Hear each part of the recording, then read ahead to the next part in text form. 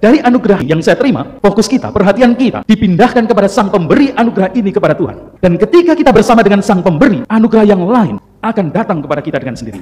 Kalau kita fokus menggenggam anugerah yang Tuhan berikan pada kita ini, ya kita menerimanya ya ini. Tapi kalau kita bersyukur, menyadari bahwa ini hanyalah anugerah, ada seorang pribadi yang lebih tinggi dari anugerah ini, maka kita siap untuk menerima anugerah-anugerah lain yang akan diberikan oleh Sang Pemberi anugerah ini, Yesus sendiri, Tuhan yang mengasihi kita sendiri. Maka ketika kita menerima anugerah Tuhan, setelah kita mengalami anugerah Tuhan, kita perlu bersyukur. Karena dengan bersyukur itu, terbukalah kesadaran kita akan Sang Pemberi anugerah. Dan terbukalah diri kita untuk menerima anugerah-anugerah lain, kebaikan-kebaikan lain, kasih lain dari Tuhan Sang Maha Kasih. Hari ini kita merenungkan 3 hal. Yang pertama, Tuhan mengasihi kita.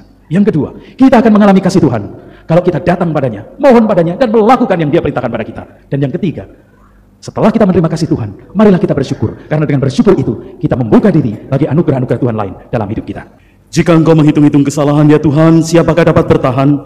Tetapi syukurlah engkau suka mengampuni. Dalam nama Bapa dan Putra dan Roh Kudus. Amin. Tuhan bersamamu dan bersama rohmu. Antifon pembuka mengingatkan bahwa Tuhan suka mengampuni. Maka di awal misa ini, kita mohon ampun pada Tuhan atas dosa-dosa kita. Saya mengaku kepada Allah yang Maha Kuasa dan kepada saudara sekalian bahwa saya telah berdosa dengan pikiran dan perkataan, dengan perbuatan dan kelalaian. Saya berdosa, saya sungguh berdosa. Oleh sebab itu saya mohon kepada Santa Peran Maria, kepada para malaikat dan orang kudus, dan kepada saudara sekalian, supaya mendoakan saya pada Allah Tuhan kita. Semoga Allah yang Maha Kuasa mengasihani kita, mengampuni dosa kita, dan mengantar kita ke hidup yang kekal. Amin. Marilah kita berdoa.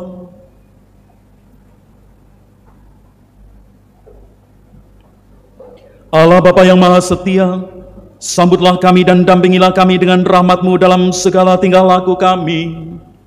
Semoga kami selalu penuh ketekunan dan perhatian untuk berbuat baik. Demi Yesus Kristus Putra-Mu Tuhan dan pengantara kami, yang hidup dan berkuasa bersama Engkau dan Roh Kudus, Allah kini dan sepanjang masa. Amin. Pembacaan dari kitab kedua Raja-Raja. Sekali peristiwa, turunlah Naaman, panglima Raja Aram, ke sungai Yordan, lalu membenamkan dirinya 7 kali dalam sungai itu, sesuai dengan perkataan Elisa, abdi Allah itu. Lalu pulihlah tubuhnya kembali seperti tubuh seorang anak, dan ia menjadi tahir. Kemudian kembalilah ia dengan seluruh pasukannya kepada abdi Allah itu. Sesampai di sana, majulah ia ke depan Elisa dan berkata, "Sekarang aku tahu bahwa di seluruh bumi tidak ada Allah kecuali di Israel. Karena itu, terimalah kiranya suatu pemberian dari hamba-Mu ini." Tetapi Elisa menjawab, "Demi Tuhan yang hidup yang aku layani, aku tidak akan menerima apa-apa." Walaupun Naaman mendesaknya, Elisa tetap tidak mau menerima sesuatu. Akhirnya berkatalah Naaman, "Jikalau demikian, berikanlah kepada hamba-Mu ini tanah sebanyak dapat diangkut oleh sepasang bagal. Sebab hamba-Mu ini tidak lagi akan mempersembahkan kurban bakaran atau kurban sembelihan kepada Allah lain, kecuali kepada Tuhan." Demikianlah sabda Tuhan. Tuhan telah menyatakan keadilannya di hadapan para bangsa. Tuhan telah menyatakan keadilannya di hadapan para bangsa. Nyanyikanlah lagu baru bagi Tuhan, sebab Ia telah melakukan karya-karya yang ajaib. Keselamatan telah dikerjakan oleh tangan kanannya, oleh lengannya yang kudus. Tuhan telah menatakan keadilannya di hadapan para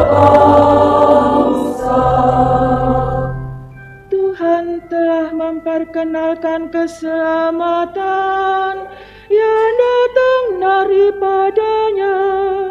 Ia telah menyatakan keadilannya di hadapan para bangsa.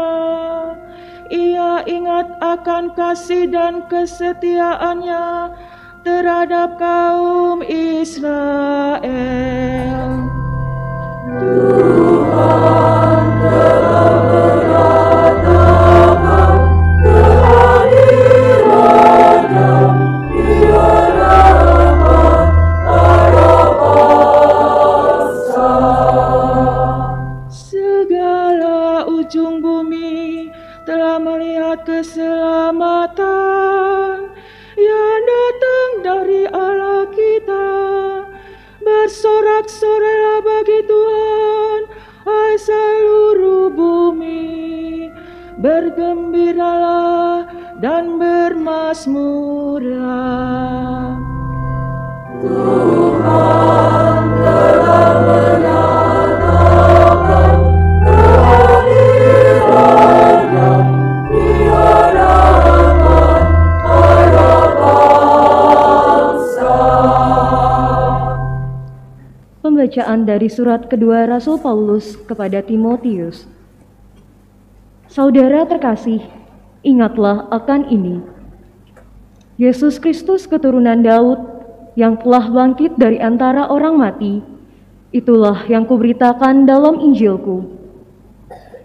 Karena perwataan Injil inilah aku menderita, malah dibelenggu seperti seorang penjahat. Tetapi sabda Allah tidak terbelenggu. Karena itu aku sabar menanggung semuanya itu bagi orang-orang pilihan Allah, supaya mereka pun memperoleh keselamatan dalam Kristus Yesus dengan kemuliaan yang kekal. Benarlah sabda ini, jika kita mati dengan Kristus, kita pun akan hidup dengan Dia. Jika kita bertekun, kita pun akan ikut memerintah dengan Dia. Jika kita menyangkal Dia, Dia pun akan menyangkal kita. Jika kita tidak setia, Dia tetap setia, karena Dia tidak dapat menyangkal dirinya. Demikianlah sabda Tuhan. Haleluya, haleluya, haleluya. Haleluya, haleluya, haleluya. Bersyukurlah dalam segala hal, sebab itulah yang dikehendaki Allah bagimu dalam Kristus Yesus. Haleluya, haleluya, haleluya. Tuhan bersamamu. Inilah Injil suci menurut Lukas. Dimuliakanlah Tuhan. Dalam perjalanannya ke Yerusalem, Yesus menyusuri perbatasan Samaria dan Galilea. Ketika ia memasuki suatu desa, datanglah 10 orang kusta menemui Yesus. Mereka tinggal berdiri agak jauh dan berteriak, "Yesus, Guru, kasihanilah kami." Yesus lalu memandang mereka dan berkata, "Pergilah, perlihatkanlah dirimu kepada imam-imam." Sementara dalam perjalanan, mereka menjadi sembuh. Salah seorang dari mereka ketika melihat bahwa ia telah sembuh, kembali sambil memuliakan Allah dengan suara nyaring, lalu sujud di depan kaki Yesus dan mengucap syukur kepadanya. Orang itu adalah orang Samaria.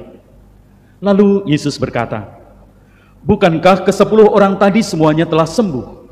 Di manakah yang 9 orang itu? Tidak adakah di antara mereka yang kembali untuk memuliakan Allah selain orang asing ini?" Lalu Yesus berkata kepada orang itu, "Berdirilah dan pergilah, imanmu telah menyelamatkan engkau." Demikianlah sabda Tuhan.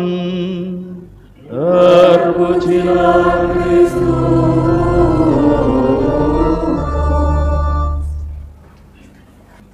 Suster dan saudara-saudara yang dikasihi Tuhan, Tuhan mengasihi kita. Saya kira itulah Salah satu pokok permenungan dari bacaan-bacaan yang kita dengarkan dalam liturgi hari ini. Tuhan mengasihi kita. Saya ingin mengajak kita merenungkan beberapa hal berangkat dari poin yang pertama ini, yaitu Tuhan mengasihi kita, bahkan pada saat kita mungkin belum mengasihi Dia. Tuhan mengasihi kita, bahkan mengasihi mereka yang sering dianggap asing, dianggap tidak pantas, dianggap orang luar, dianggap orang yang disingkirkan oleh masyarakat. Tuhan mengasihi kita. Bacaan pertama berkisah tentang Naaman, seorang perwira Syria. Dia bukan orang Israel, dia dianggap orang asing, dianggap orang yang tidak kenal Tuhan. Tapi dia, atas nasihat dari salah seorang pembantunya, datang kepada Tuhan melalui Nabi Elisa, dan dia mengalami kasih Tuhan. Bacaan Injil bercerita tentang 10 orang kusta yang meminta belas kasih dari Yesus. Kita tahu bahwa pada zaman Yesus, orang kusta adalah orang yang disingkirkan. Penyakit kusta adalah penyakit yang sangat mengerikan, tidak tahu bagaimana mengobatinya, dan itu begitu mudah menular. Tidak sekedar menular penyakitnya, tetapi dianggap menular kutuknya. Orang kusta itu dianggap orang yang kena kutuk, dan ketika orang bersentuhan dengan orang kena kusta, dia ikut menjadi najis. Maka orang kusta itu diisolasi, disingkirkan, disuruh tinggal di luar kota, di luar tembok kota, dalam kelompok tersendiri, dan kalau mereka berjalan, mereka harus teriak, najis, najis, supaya orang tidak bersentuhan, tidak berdekatan dengan mereka. Kenapa? Karena kalau orang bersentuhan dengan mereka, orang itu ikut menjadi najis, dan dianggap ikut terkena kutuk. Orang yang dianggap najis oleh masyarakat, orang yang dianggap terkena kutuk, orang yang dianggap asing, yang tersingkirkan, itu dikasihi oleh Yesus. Maka permenungan pertama kita adalah Tuhan mengasihi kita. Dia mengasihi orang-orang lemah, Dia mengasihi orang-orang yang menderita, Dia mengasihi orang-orang yang mengalami berbagai macam persoalan. Bahkan orang yang dirasa jauh dari Tuhan, yang merasa diri tidak layak di hadapan Tuhan, tetaplah dikasihi oleh Tuhan. Tuhan mengasihi kita. Yang kedua, saudara-saudara, kasih Tuhan itu akan kita alami, kasih Tuhan itu akan bisa kita rasakan kalau kita datang kepada Tuhan, memohon dan melakukan apa yang Tuhan perintahkan pada kita. Naaman yang sakit kusta, orang perwira itu, dia datang kepada Tuhan, dia datang kepada hamba Tuhan, Nabi Elisa, mohon agar dia disembuhkan dari sakit kustanya. Dan Nabi Elisa menyuruh dia untuk mandi di sungai Yordan 7 kali. Awalnya dia tidak mau. Ngapain saya harus mandi di sungai Yordan? Kok syaratnya gampang sekali? Apakah di tempat saya tidak ada sungai yang lebih baik, yang lebih jernih? Saya harus mandi kalau hanya mandi, ngapain? Tapi lalu dia dinasihati, cobalah diikuti saja perintah Tuhan melalui Nabi. Dan dia mengikuti, dia mandi di sungai Yordan, dan akhirnya dia menjadi sembuh. Bahkan dikatakan dalam bacaan pertama tadi, kulitnya menjadi seperti bayi, sudah menjadi halus lagi, menjadi seperti anak kecil. Sembuh, karena dia datang meminta pada Tuhan, dan menuruti apa yang Tuhan perintahkan pada dia. Orang-orang kusta disuruh oleh Yesus, pergilah perlihatkan dirimu pada imam. Yesus tidak mengatakan, kamu sembuh ya, sekarang kamu sembuh. Tidak. Yesus hanya mengatakan, pergilah dan perlihatkan dirimu pada imam. Kenapa pada imam? Karena pada zaman itu belum ada rumah sakit, belum ada laboratorium klinik yang bisa menunjukkan atau bisa menetapkan bahwa orang sudah bebas dari kusta adalah para imam. Maka kalau saya misalnya sakit kusta, saya disingkirkan di luar tembok kota Yerusalem, lalu saya mau kembali, saya sudah sembuh, saya mau kembali ke masyarakat, harus dinyatakan dulu oleh imam sah bahwa saya memang sembuh. Semacam surat bebas COVID zaman dulu gitu ya. Sudah bebas kusta. Lalu sah, bisa ikut dalam hidup masyarakat, bisa pergi ke tempat ibadah, bisa pergi ke bait Allah. Maka orang-orang ini disuruh oleh Yesus, kamu pergi kepada imam untuk memperlihatkan dirimu. Padahal waktu itu mereka belum sembuh. Tetapi mereka mau mengikuti Yesus. Mereka mau mengikuti Yesus, mereka berjalan, tidak tahu apa yang ada dalam pikiran mereka, pokoknya saya ikut saja perintah Yesus, saya berjalan menuju kepada imam. Dan di tengah jalan dikatakan, dalam perjalanan mereka menjadi sembuh. Maka ini juga menunjukkan bahwa kita akan mengalami kasih Allah kalau kita datang kepada Tuhan, memohon pada Tuhan, dan melakukan yang Tuhan perintahkan pada kita. Jangan bosan untuk memohon. Mungkin orang kadang-kadang merasa, aduh Tuhan jauh dari saya, aduh Tuhan sepertinya tidak memperhatikan saya, lalu saya mulai malas, saya mulai enggan ke gereja, enggan berdoa. Kita belajar dari 10 orang kusta tadi. Mereka berteriak dari jauh, Yesus, Guru, kasihanilah kami. Ketika kita merasa jauh dari Tuhan, ketika kita merasa tidak pantas, ketika kita merasa belum layak, justru itu pelajaran bagi kita untuk semakin keras berteriak pada Tuhan. Bukan keras secara fisik, kita pakai pengeras suara, kita teriak Yesus, bukan. Tapi keras dalam hati kita. Dalam hati kita, kita bersuara keras, Tuhan kasihanilah saya, Tuhan tolonglah saya. Datang pada Tuhan, meminta pada Tuhan, dan melakukan yang Tuhan perintahkan. Bahkan ketika perintahnya itu mungkin tidak sangat masuk akal bagi kita. Sama seperti bagi Naaman yang ragu-ragu awalnya dengan perintah Tuhan. Sama dengan perintah pada 10 orang kusta yang tidak langsung diberi jaminan kamu sembuh, hanya disuruh memperlihatkan diri pada para imam. Tapi ketika mereka melakukan, mereka mengalami kasih Tuhan. Yang kedua, kita akan bisa merasakan kasih Tuhan itu kalau kita datang, meminta, dan melakukan yang Tuhan perintahkan pada kita. Dan yang ketiga, saudara-saudara, setelah kita menerima kasih Tuhan itu, kita harus kembali kepada Tuhan untuk bersyukur. Dalam bacaan pertama tadi, Naaman dikatakan, Naaman kembali kepada Elisa Abi Allah dan memuji Tuhan. Dari antara 10 orang kusta itu, 1 orang yang dipuji oleh Yesus, karena dia ketika menyadari dirinya menjadi sembuh, dia kembali kepada Yesus sambil di jalan memuji Tuhan dengan suara nyaring, lalu sujud di depan kaki Yesus dan mengucap syukur kepadanya. Pergi kepada imam penting, tetapi memuji Tuhan, bersyukur jauh lebih penting. Itulah yang diminta oleh Yesus. Karena ketika orang bersyukur, orang akan bisa mengalami bahwa ada yang jauh lebih penting daripada anugerah itu sendiri, yaitu Allah itu sendiri, Sang Pemberi anugerah itu sendiri. Itu jauh lebih penting. Semua anugerah yang Tuhan berikan pada kita, itu arahnya, itu maksudnya adalah agar kita semakin sadar bahwa ada seseorang pribadi yang jauh lebih penting daripada pemberiannya itu, yaitu Tuhan itu sendiri. Maka kalau kita lihat orang yang kusta, orang Samaria yang sakit kusta itu, dia awalnya menyebut Yesus sebagai guru. Yesus, Guru, kasihanilah kami. Tapi ketika dia menjadi sembuh, ketika dia mulai memuji Tuhan, dia mulai menyadari bahwa Yesus bukan sekedar guru. Maka dia dikatakan sujud di depan kaki Yesus dan mengucap syukur kepadanya. Sujud itu hanya dilakukan dalam tradisi Yahudi kepada Tuhan. Maka si orang Samaria ini sudah menyadari bahwa Yesus ini adalah Tuhan sendiri. Anugerah yang dia terima mengantarkan dia kepada kesadaran, keyakinan, pengenalan bahwa Yesus adalah Tuhan Sang Pemberi anugerah. Demikian juga kita.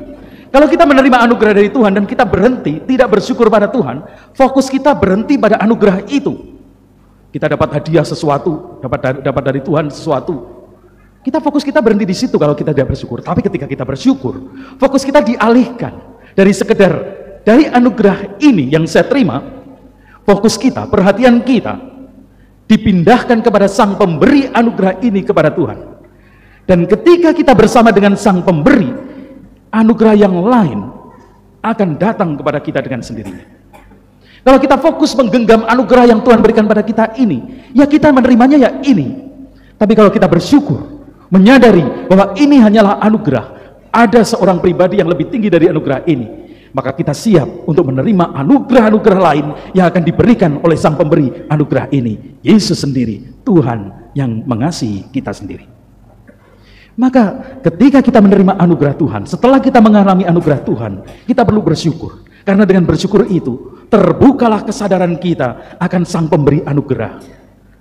Dan terbukalah diri kita untuk menerima anugerah-anugerah lain, kebaikan-kebaikan lain, kasih lain dari Tuhan Sang Maha Kasih. Saudara-saudari, hari ini kita merenungkan 3 hal. Yang pertama, Tuhan mengasihi kita. Yang kedua, kita akan mengalami kasih Tuhan kalau kita datang padanya, mohon padanya, dan melakukan yang Dia perintahkan pada kita. Dan yang ketiga, setelah kita menerima kasih Tuhan, marilah kita bersyukur. Karena dengan bersyukur itu, kita membuka diri bagi anugerah-anugerah Tuhan lain dalam hidup kita. Marilah mewartakan misteri iman kita. Setiap kami makan roti ini dan minum dari piala ini, wafatku Tuhan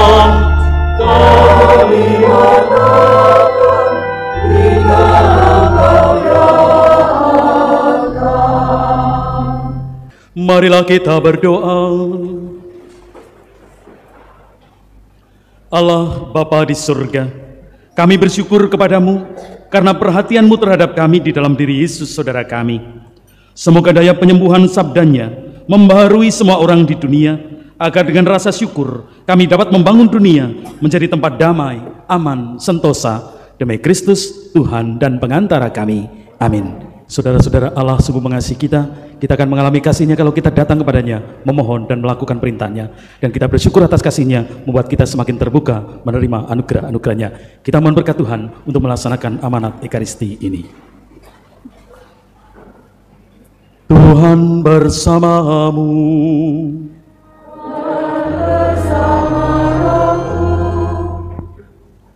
Semoga Allah yang Maha Kuasa memberkati kita sekalian, keluarga kita, dan orang-orang yang kita doakan, Bapa dan Putera dan Roh Kudus.